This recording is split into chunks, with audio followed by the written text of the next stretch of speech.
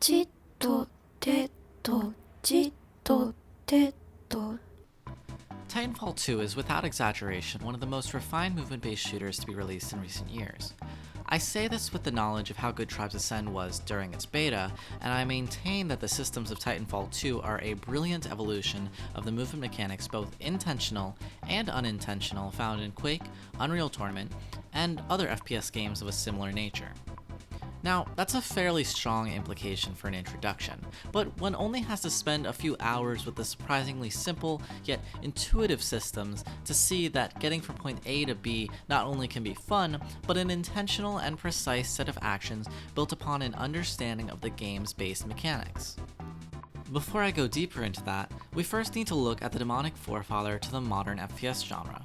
Not Doom, but its spiritual successor, Quake. Quake has a very simple set of inputs. You're probably familiar with them. Forward, back, left, right, and jump. Yes, these are simple inputs, but the way that Quake interprets your desire to move forward is very subtly different from the way that Overwatch interprets your desire to move forward. You see, within Quake, the movement is created by applying force to your player model. This is partially why you do not immediately reach your maximum speed, but approach it. This, combined with the game actually accepting diagonal inputs like left plus forward or right plus forward, allows the player to move not only forward, but in a multitude of angles when combined with mouse movement. In short, as the code expresses it, the game creates movement through acceleration. This, combined with the air having no friction, allowed for bunny hopping and strafe jumping to become a dominant movement style within Quake. One of the more abstract mechanics for gaining speed within Quake involves standing near a wall, holding forward and towards the wall, and then gaining a massive acceleration boost. Within the context of Quake, this mechanic sticks out along with bunny hopping as an unintentional mechanic created by the quirks of the engine. This mechanic actually exists in most Source Engine games as well, and is most easily seen in the KZ mod climb maps. But within the context of Quake, this wall run is a result of something created by math that I don't completely understand. And within the context of Titanfall, this unintentional mechanic is evolved into the wall running mechanic. In Titanfall 2, the wall run is a tool to accelerate quickly along the wall, and similarly to Quake, it allows a near instant progression to a high speed. Now, here's the real point that I want to get at. The developers of Titanfall 2 knew about this mechanic in Quake, they knew about bunny hopping, air strafing, and clearly had a love for the grenades that can be used to gain speed, something that happens in Fortress Forever and Tribes Ascend. And because of that love, they contextualized this strange and video gamey movement within the world of Titanfall 2.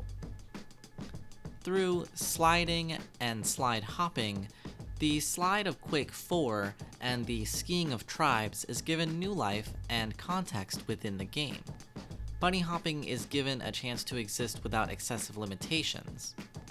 One thing that always stuck out to me about Tribes' gameplay is that, for as much as I loved moving within it, the direct player-to-player combat could get frustrating. With very few options to suddenly gain speed, if you found yourself completely surrounded, you began to realize that you are not really a rabbit so much as a llama. Unless you were heading down a hill or willing to self-damage with a spin fuser, your only real options were to A.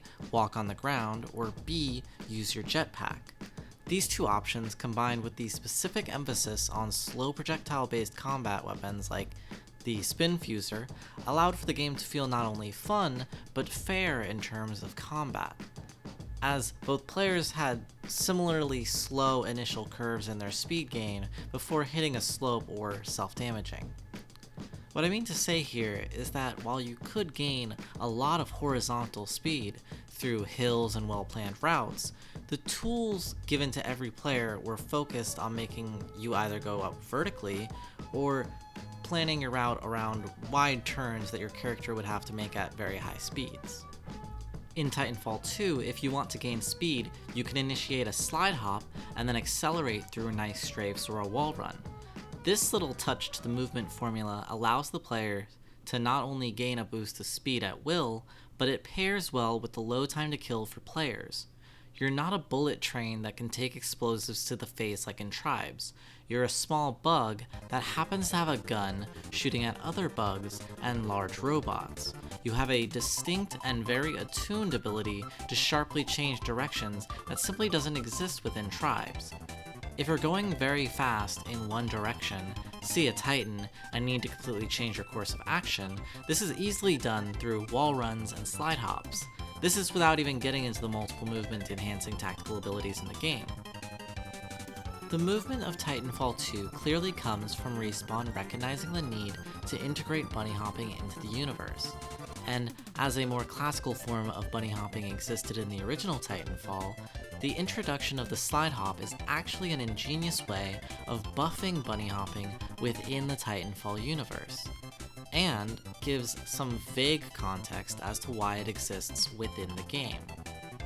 Slide hopping is a unique tool and a great tool for FPS movement as a whole in its production of acceleration, keeping the player fairly close to the ground and really just being a satisfying form of bunny hopping. The player is accelerated forward while sliding for a moment when they first touch the ground. This knowledge, combined with the basic understanding of air acceleration and finding the right timing, allows for the player to race across large spaces in a fairly short amount of time.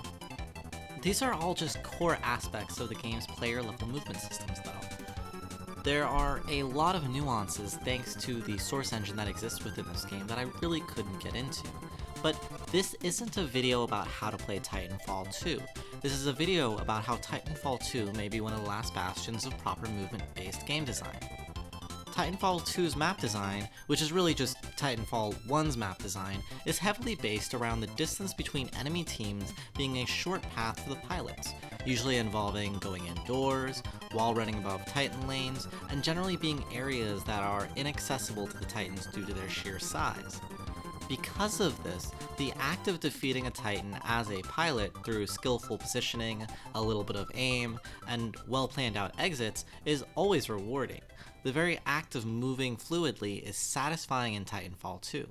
The gunplay is great, of course, but there's nothing inherently special about it because it's just the same gunplay of any shooter with low TTK. The gunplay is satisfying within the context of Titanfall 2's larger movement system. Something similar could be said about a game on the opposite end of the spectrum as well, like Rainbow Six Siege. Rainbow Six Siege actually has a fantastic movement system as well, and I realize that that sounds ridiculous coming from praising Titanfall 2's movement, specifically for how it allows the player to gain speed and momentum quickly. But if you look at Siege's map design combined with the small movement options that are available, the game itself actually blends its gunplay very smoothly with its deliberate movement system. Siege's maps are really nice, intimate areas sorted out into rooms, and Titanfall 2's maps are long expanses with buildings and other wall-like objects in the middle to allow for Titanfall 2's maps to emphasize its movement system, while Siege almost hides and blends its movement system within the map design.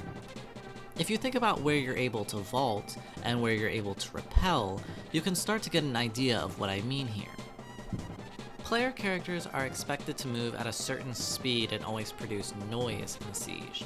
In Titanfall 2, everything is permitted, but the map design is less around the intimate areas and clever wallbangs created from an understanding of map layout, but more designed around areas to wall run, areas for Titans to walk through, areas for players to accidentally encounter each other while trying to do map objectives.